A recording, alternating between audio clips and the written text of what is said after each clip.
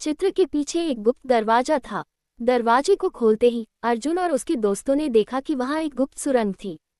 सुरंग के अंदर बहुत सी पुरानी चीजें पड़ी थीं, जिनमें कुछ पुराने ग्रंथ और दस्तावेज शामिल थे। इन दस्तावेजों में उस आदमी की कहानी थी जो रानी का विश्वास पात्र था और जिसे बाद में धोखा देने का आरोप लगा। अर्जुन और उसके साथी धीरे धीरे उन दस्तावेजों को पढ़ने लगे। उन्हें पता चला कि रानी के साथ जो विश्वासघात हुआ था, उसका कारण यह आदमी नहीं था, बल्कि यह तो एक और बड़ी कॉन्स्पिरेसी थी जिसे महल के कुछ अन्य लोगों ने रची थी। अर्जुन को समझ आ गया कि इस गोस्ट स्टोरी के पीछे एक बड़ी साजिश थी जिसे किसी ने जानबूझकर छुपा रखा था।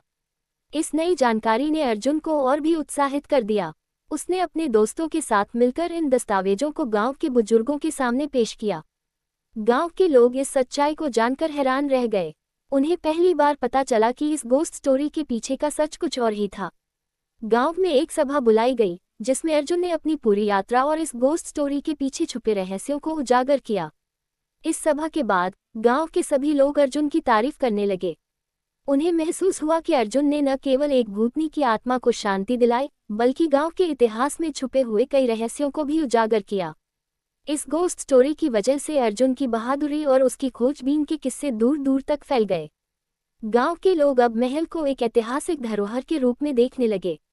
अर्जुन ने भी फैसला किया कि वह इस महल को एक संग्रहालय में बदल देगा, ताकि लोग इस गोस्ट स्टोरी और इसके पीछे छुपे रहस्यों को जान सकें। अर्जुन की यह यात्रा उसके जीवन का सबसे बड़ा रोमांच बन गई और इस गोस्ट स्टोरी ने उसे सच्चाई की खोज में एक नए मुकाम तक पहुंचाया। गांव के लोग आज भी अर्जुन की इस बहादुरी की कहानी सुनाते हैं और यह गोस्ट स्टोरी अब श्यामपुर की एक अमूल्य धरोहर बन चुकी है।